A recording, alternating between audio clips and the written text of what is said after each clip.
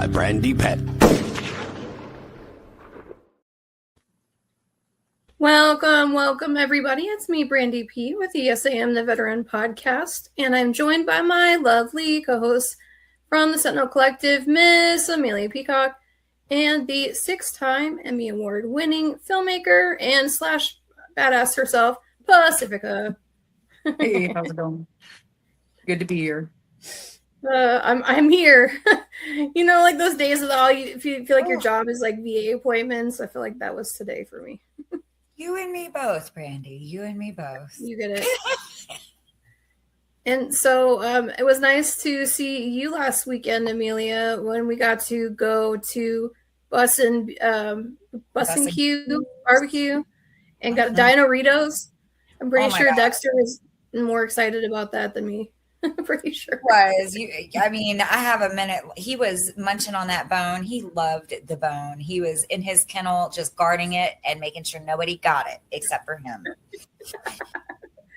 So it's this giant burrito that like it's so big that like it looks like there's a dinosaur bone sticking out with the one side. So I still need to send you. I will totally send you your video of the bone coming out. I'm sorry, I forgot about that. Oh my word. No. Yeah, it was definitely it's a whole like process. And then like I sit next to this lovely like vegetarian and I'm like, hold the plate. I'm like trying to pull it out and I'm like making her complicit in my, carnivore crimes. So bad. Poor Mandy. Don't feel bad. Really she was sitting there with the meat, so she was already complicit. That's fair. Does smell count as cheating? I don't think so. Oh, that is hilarious. No, it does not. If that were the case. It's in the air.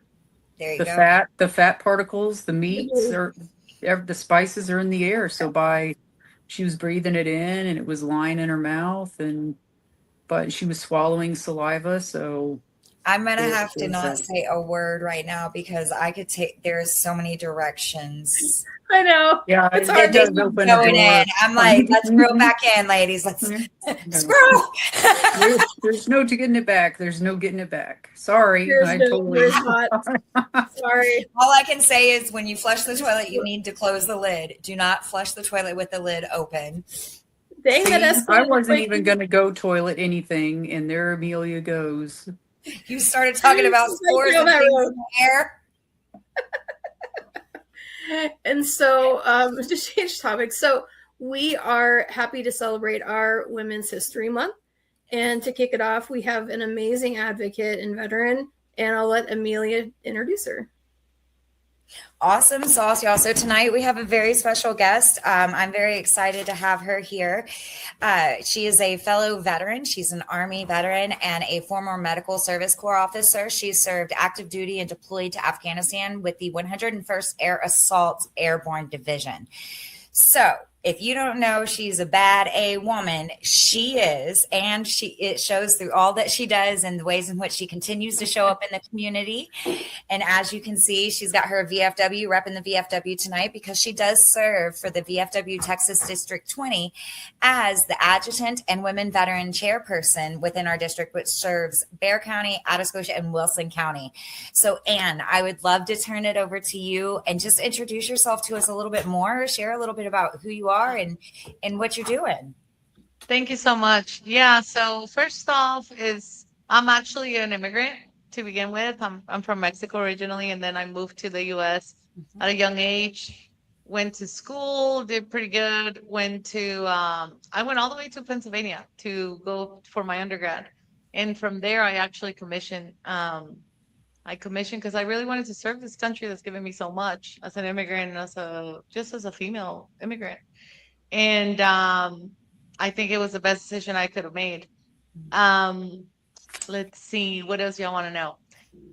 Well, she pretty much said everything. And I met Amelia a couple of years ago at a leadership training through another nonprofit. And that's kind of where we met, and we've been kind of inseparable ever since. Once I transitioned out of the military, as a lot of us face the just like unknowing, even like our identity as women, as veterans, and even as moms, right? Like needing to know what's their next step.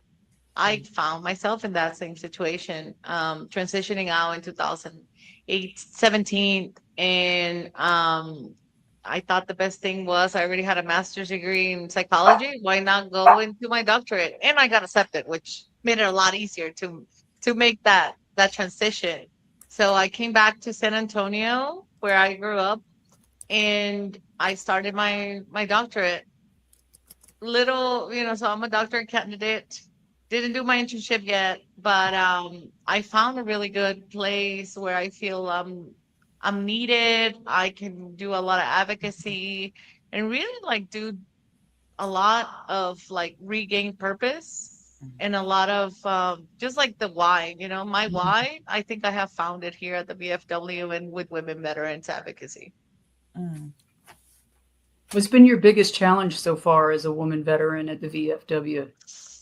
Yeah, so I mean, it is demographically speaking, it is, for Vietnam vets. Vietnam vets, I identify a lot with the VFW, and just like with that, right, age gap and age brackets that I'm speaking about is males generally over 50 or 60 years old, and them seeing me as then I was like 35, right, like 35-year-old coming in Latina, like saying I want to be in your, like I want to be part of the team and I want to help out, and I also want to do QR codes and things like that. Oh, and by the way, we have emails. So a lot of that has been a challenge, but also like learning how to communicate with those generational gaps with my comrades, call each other comrades. So talking to them about that has been challenging. Also like visibility and like them knowing what I can bring to the table, putting aside those, like I don't want to say like prejudice, but it's like how can you say that?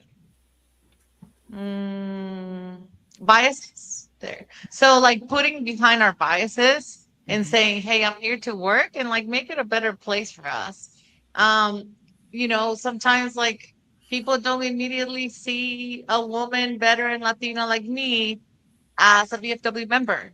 So just even that identification, it's big. On top of that, as you know, and may not know, but VFW is for women or service members that actually went to combat. So combat veterans, that adds a different layer, right, to the VFW persona, I guess you could say. But as we know, probably from service and things like that, sometimes as women veterans and just women in general in the work field, we have to work sometimes harder to be able to be recognized, to recognize our efforts, to recognize our expertise. So that is not different because I have had to do that most of my life, but it is still a challenge that you have to see. Now, 5 years later, after joining the BFW and stuff like that, I have found wonderful support. Age doesn't matter at this point. I am there because I feel comfortable, I feel respected, and I feel like a part of the team. So at the beginning, it was difficult. Right now, I feel I'm thriving at the BFW. Excellent. And sis, so why is it important to support your local VFW, especially as a woman veteran? Well, like that's something that I've had to come to a soul searching. Like I'm like, why the VFW not? We have so many wonderful nonprofit orgs, especially like in Texas here. Like Texas is military, veteran, right? Veteran nation, I call it. And seeing like more niche nonprofits that I could be part of their team, or I could somehow be a volunteer, or eventually, be a staff there. But like I was like, well, why the BFW? Like, Ann, why do you want to be in the BFW versus other places where it's really makes you feel, I would say, more comfortable, but I feel I'm more identified, right? Women, veteran, nonprofit organizations. And for me, it was the big part of the advocacy that they do, especially like when we go to Congress, we are trying to pass some bills. I mean, as recently, like today, right? Like our commander, like she was like the first woman to make history and like actually deliver like the legislative priorities in the Congress. So those are like big kick-ass, like, monumental things for us as women veterans. So definitely that legislative part that BFW brings. Not only that, but also I know like most of us like in the community is a bar, right? Or some type of like hall rental or something like that. Yet that bar is gonna get that veteran into the door. And there they will find a battle buddy, or you can get to talk to some people, right? The big hurdle that I'm facing is that a lot of us women veterans are not going and stepping into the BFWs because of the current, like bias or preconceptions of like, no, it's going to be older veteran males that are in there. So, and that's kind of one of my personal goals, to kind of like lower that stigma, say, hey, there's people like me in there. And also there is the auxiliary, right? Who are the spouses of the veterans, and some veterans that were not combat veterans that joined the auxiliary. So there are people like us, like me, and we are there to support women veterans as well. Let's see, what else can I say? Well, I mean, as our motto says, we do more than anybody else for veterans. And I really do believe, because all of our profits go back to our communities. Even like the commander, like the post commander, he is he is a business owner, like a manager of a post, manager of a nonprofit, manager of a hall rental and a bar, right? If they have a bar that is open. All of this is volunteer based. They are not getting a paycheck. None of us are getting a paycheck. right. But obviously there is that altruistic value that nobody can really repay monetarily.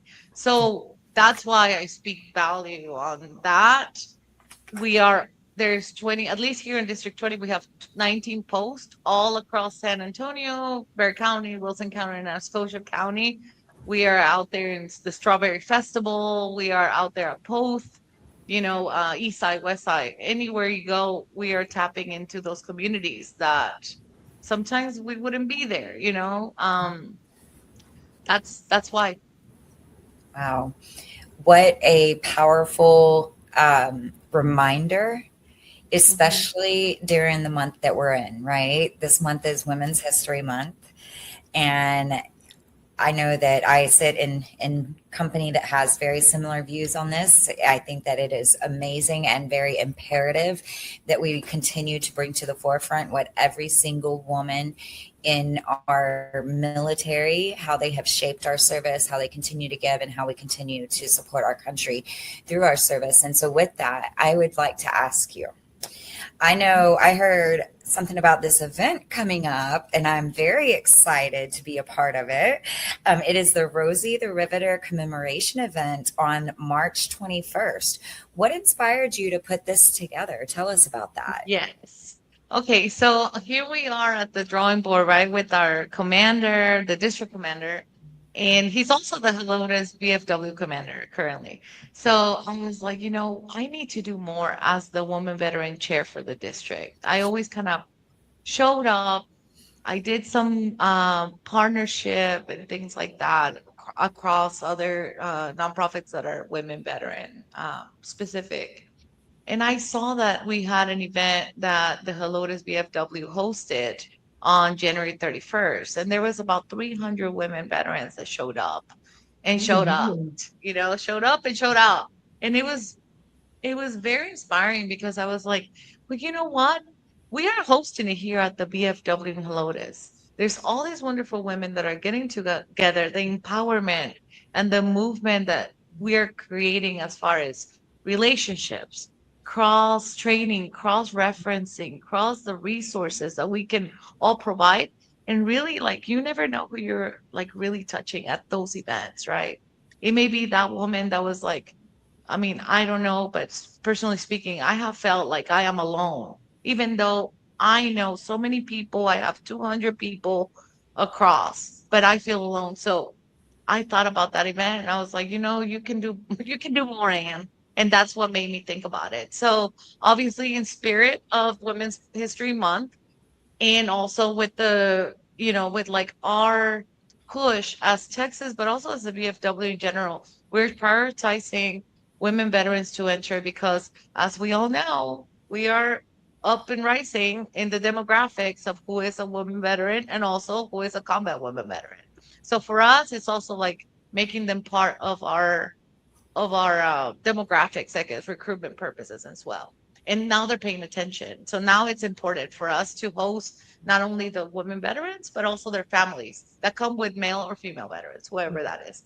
So I told my just the leadership team, I was like, you know what? I want to do a Rosie the Riveter first annual event. And then I looked up like when it was. So March 21st, I was like, yes, we're doing this March 21st. I actually met with the commander's wife, was spouse. So she's an auxiliary member. She's a huge leader also in the auxiliary here for District 20. And she's like, well, I can do the painting because I am an actual artist. I'm like, oh my God, this is perfect because it taps on well-being. I personally like painting with a twist, so why not do it? So I pretty much put everything together that I like doing at the VFW and also painting and like uplifting women veterans voices. So that's how Rosie the River commemoration event came about. Mhm. Yeah. Some things never change though, right? Like the Yeah. patriot, like every woman, no matter where or how she served, was a volunteer. None of us was a draftee. I love that. But I'm sure though that in your talking to other women, the older generations, particularly the World War II types, what were the similarities in some of the things we still face today as women in the military? I love that question, Pacifica, because what was it? Like 2 years ago, I was thinking about what do I do as a chairwoman? By the way, I didn't get any real guidance. It was like, you are the one that's supposed to consult and guide us on how to bring, do programming for women veterans. I was like, no budget. I don't even know many people here. Like, what do I do? So I actually no budget, remember. So I did a presentation, PowerPoint presentation, literally. I sent an email out to all the post commanders. I said, post commanders, send me a biography of all your women veterans in your post that would want to be a spotlight. And I did a PowerPoint. And I mean, the stories I got, Pacifica, like it was like we have some intel ladies, we have a helicopter nurse pilot. These are like incredible women all across warfares. And I was like, Miss So and so, remember age gap and all that, right? So we're thinking about 60-year-old. I'm thinking grandma, and she like served in monumental ways. So that's what it is. It's like a lot of these women that I am encountering in the BFW, that are ones that are the quiet, and they're like they're aging women or gracefully aging women, right?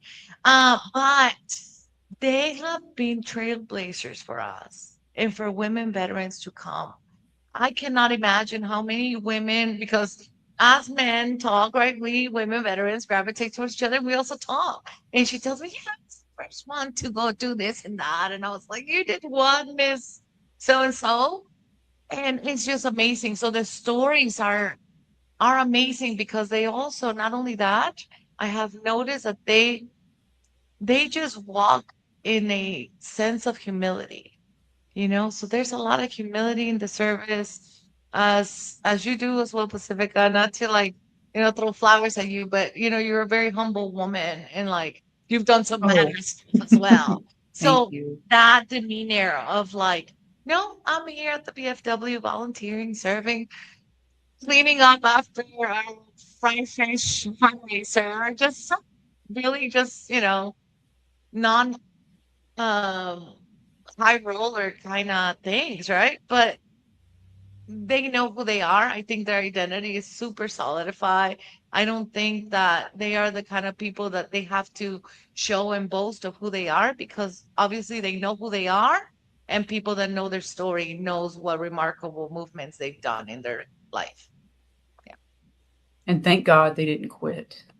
You know. Yes. Like May always says. I actually wanted to ask you ladies a military question about military history for ladies.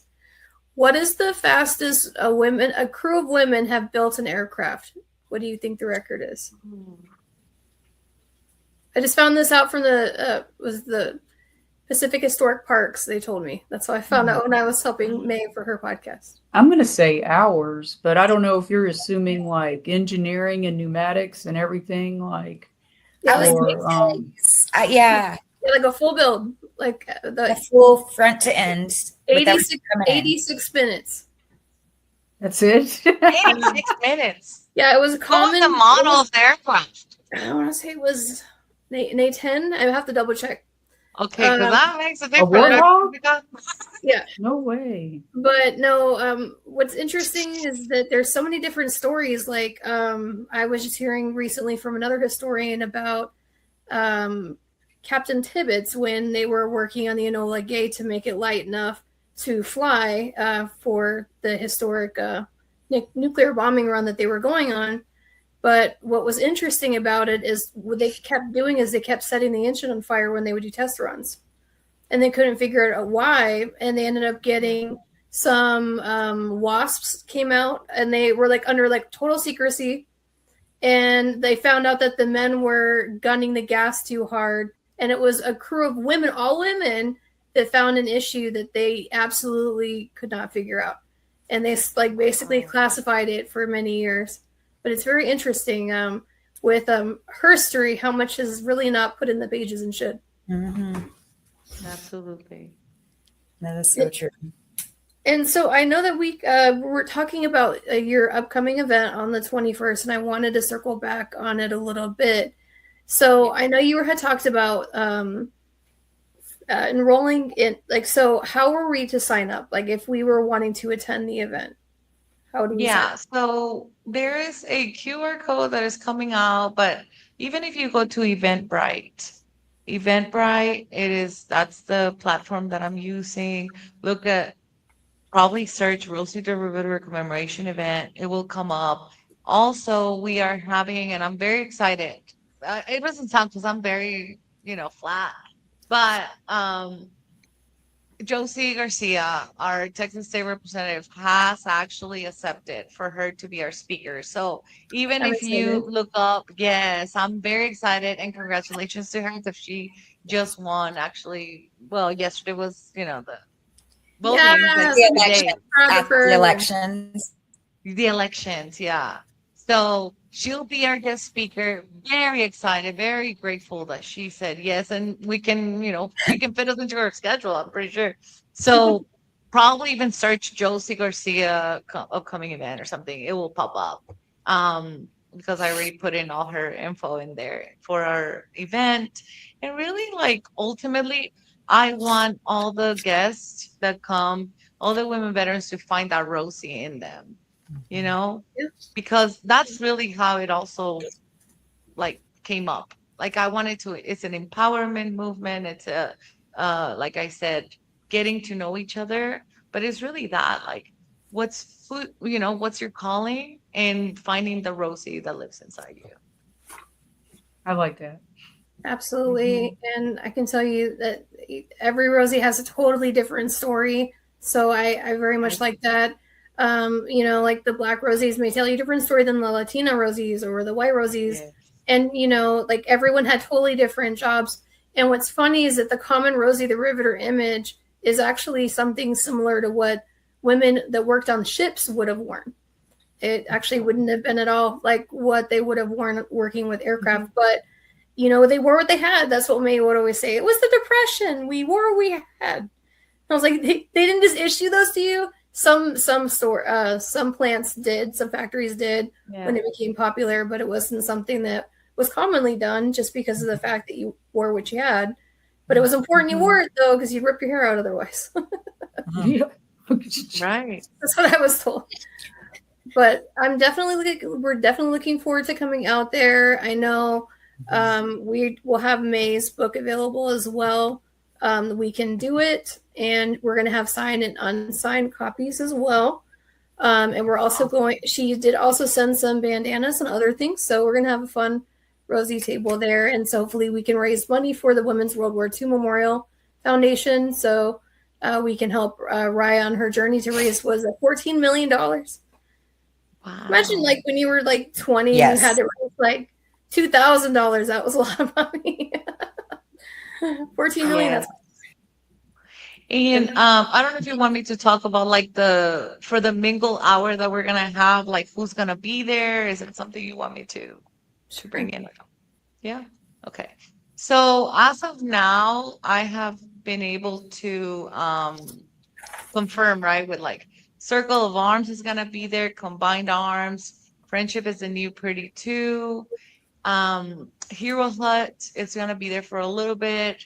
Hopefully, I'm trying to get our Burke County clerk, Lucy Adame, Clark, to actually be there. Pink Berets is going to be there. Salute 65. She served 2 podcasts as well. You probably know them.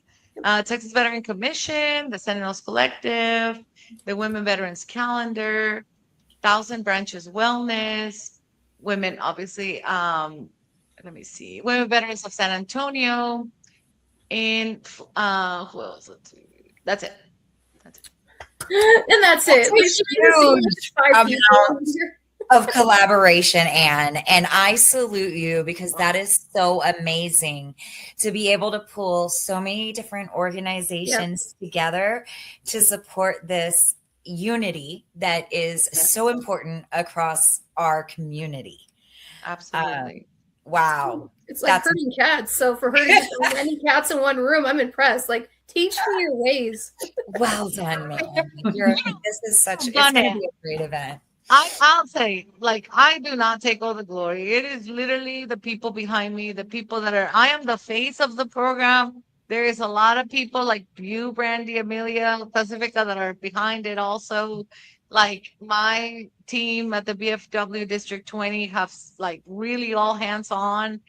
Even Texas VFW, I called in some people. They're like, what do you need? They're actually bringing in some membership.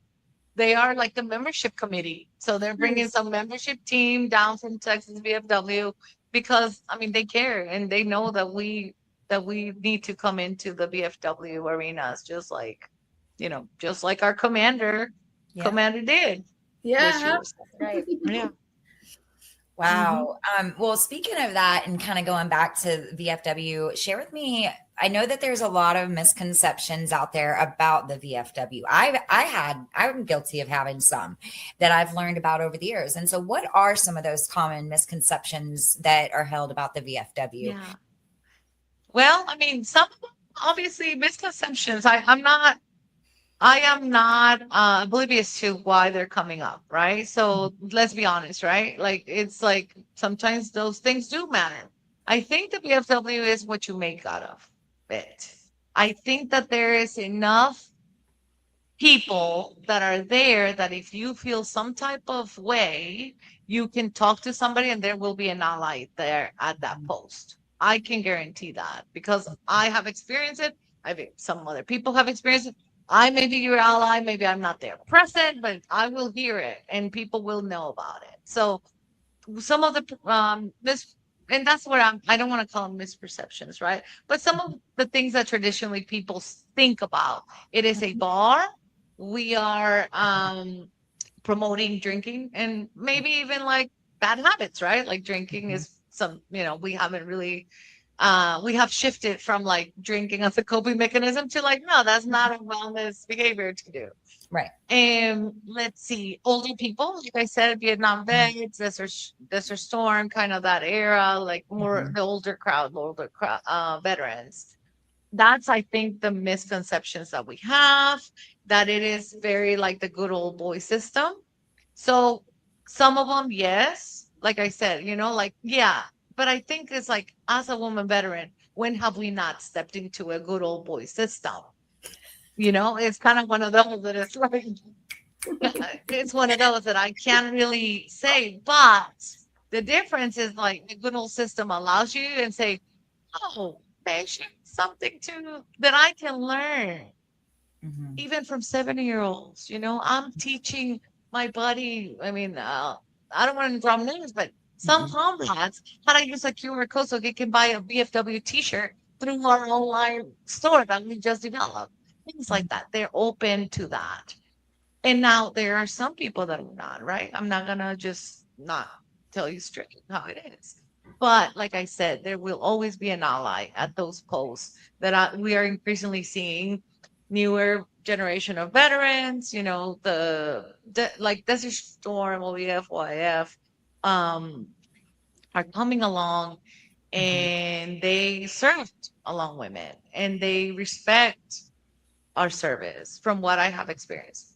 And I'm not having any trouble with them in being able to collaborate to make VFW a better place for us. Mhm. How can we support the VFW in our Well, neighborhood? yes, Pacifica. So obviously, like the textbook answer is, Go membership, join. like join Yeah. your closest membership. But I wouldn't do that. I would really encourage you to just go to your closest VFW and then go twice probably. Because the first time I mean, just like every veteran's like, who the hell is this person? Why is she here? Or who is she? Just Now there may be recognize. that one person that is gonna be like, oh, hey, who did you serve with or stuff? But go to like the karaoke night. There's always events. Go those days. Go the day that they're gonna have something. Okay, Mhm. plug in, try it out. That's really what I'm asking you. Just to try it out. Go to that with your girlfriend or your besties or whoever. Go with them to their karaoke nights because I'm pretty sure there is a karaoke night at your nearest VFW at some point. Try it out. Try it twice because sometimes, and I'm personally speaking from experience. I have tried places and I don't like it the first time, and that's it. I don't give it another chance, and that's like I'm not going back to that place. Sometimes we miss the mark, right? I can't say that we won't, but if you can, like I would encourage you. And if you have, people that are hearing this also, if you have ever gone to a VFW and they have missed the mark, try it out again, especially when they do like karaoke night or something like that. Hmm? Do you want to hear me sing some karaoke? Girl, I sing karaoke and I am not a good singer. My boyfriend is like, he gets nervous for me because he's like, how are you getting up there and singing? Like you can't even sing. Confidence. Hey, I'm not singing. This is about me just having fun. So yes, Pacifica, I want to hear you sing, especially if you come on May 21st to the event. There's an after Okay. party there. All right. Nice. I'll learn some Madonna, so it'll be a show. My guest, yeah. All I keep thinking about when you said to come to the VFW twice was they got me when we were filming for Sandy June Rolling Strong with Wheelchairs for Warriors. And we went in there when I first went in, and of course, a Marine brother caught me. I could tell by the smirk.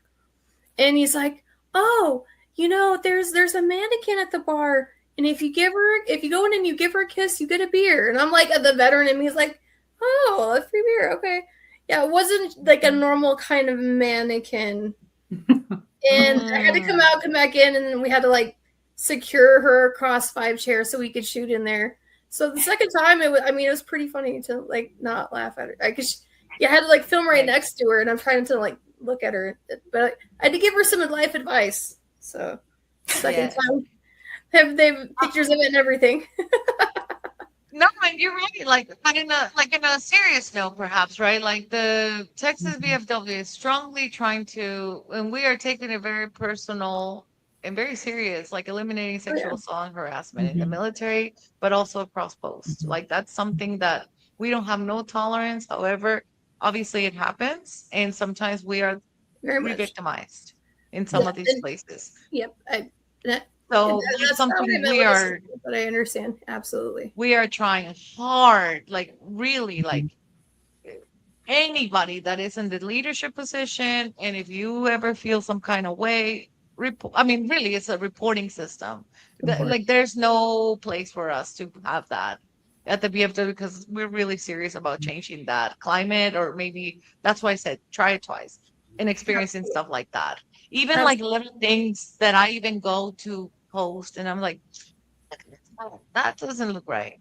And also, very, very awesome news. Also, we have five, if I'm not mistaken, five or four commanders who are female veterans currently running Women in VFW. office. Awesome. I'm here. Yep. Exactly. So that makes a difference. I'm not just telling you and, sounding like a campaigner here because I'm actually campaigning for being a junior vice at the district. I mean, But it's really it's happening. practice. Like women veterans are stepping up and they are showing up, and we are becoming post commanders, and they are getting elected because remember, this is a vote that the memberships are saying, yes, I'm voting for you to run our post. And that speaks volumes, I think. I agree. Absolutely. Mhm. And I believe it is now time for our knowledge.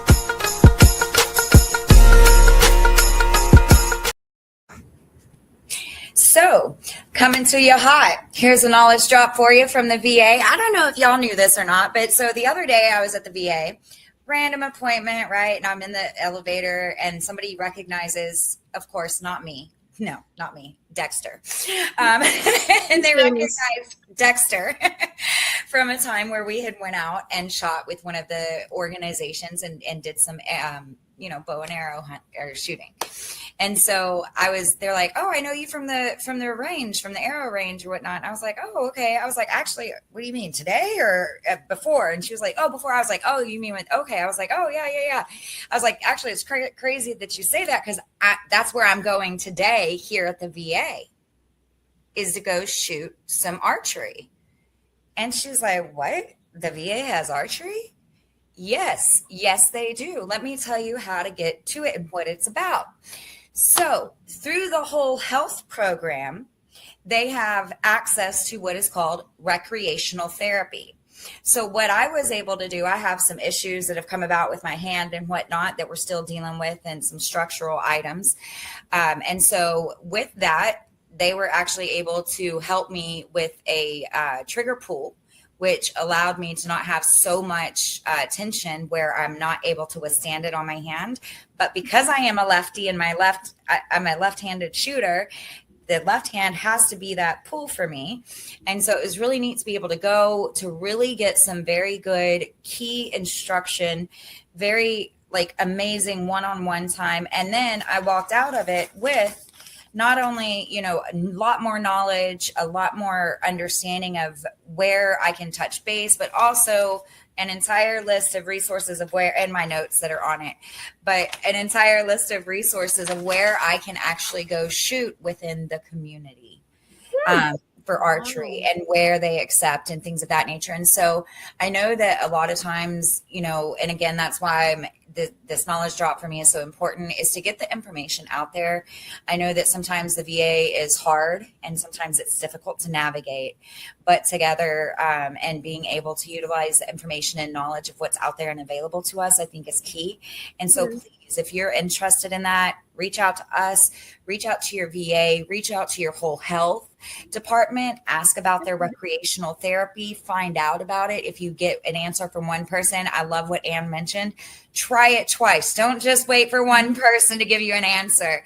Go to a few different people, ask around and see what responses you get, because I bet you one person knows something the other person doesn't. And so that is your knowledge drop for the VA today. Nice. We appreciate you, Miss Amelia. Always coming up with different facts that I didn't know. And I've definitely been sleeping on the wellness, like the whole veteran. Whole health. Whole health. Yes, like, I think the whole foods, that's wrong. Whole health is, they have done a lot. Whole health, yeah. Programs. Yeah, whole health for sure. I know we're recording, but I didn't clip it. I'm actually doing Tai Chi through Whole Health. Yes. And it's Tai Chi with a fan. And trust me, I'm getting at that point where our instructor, right? Miss Tomoko, she's like, well, do y'all want to be part of the performance veteran group? And I'm like, what? So yes, she has a veteran performance group, and I'll send you the link so you can share it with your Yay. listeners because they Yes. actually performed at the Asian Festival this past like 2 weeks ago. So That's I'm like, cool. what? But I mean, it's also another thing on my plate. But I love it. It's I mean, Tai Chi, it's wellness and stuff. And awesome. Yep. I think it's really important. I mean, I think that we as veterans, we tend to miss that sense of purpose. And, having these little things, even if it's something that we look at as small, it really can be impactful and from a mental health perspective. Yeah. And with that, we are actually at final thoughts. So, Miss Amelia, did you want to start with our final thoughts? Sure. I am so looking forward to the upcoming event on March 21st. Please make sure you register, stand up, show up. Let's get out there and have a great time. There's going to be a lot of activities going on, a lot of great times with other women veterans and connections to be made. So please come out and support that event. Let's have a great time. And thank you again, Ann, for everything you do in our community. And thank you for spending some time with us to get the word out about what you do and why it's so important to be connected and be a part of your community. Yeah, the human connection part, I think, is the most important. We kind of take that for granted or don't realize how important it is until you don't have it every day or all the time, and I think the VFW is a good place where you can relive some of that, the goodness, and spend some time with real people. And thank you for coming on tonight. Well, we enjoyed it. Thank you. Absolutely. And what are your final thoughts for tonight? Yeah, so mainly advocacy, right? So continue supporting that Major Richard Star Act. We're trying to get where disabled veterans are able to receive their full military retirement pay and VA disability compensation without offset.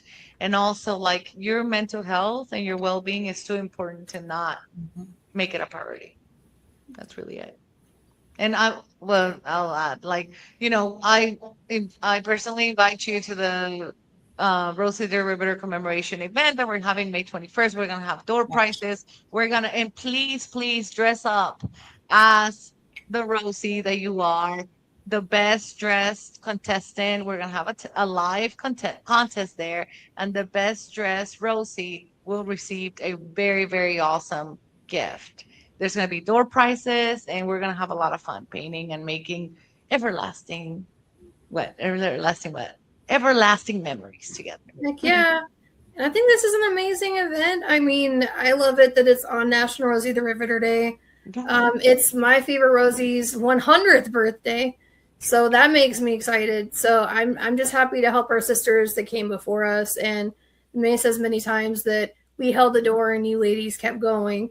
And she considers, us as like the next generation Rosies, and they like to look at, what it is women are doing now. And, being your own best advocate is more important now than ever, especially as a woman.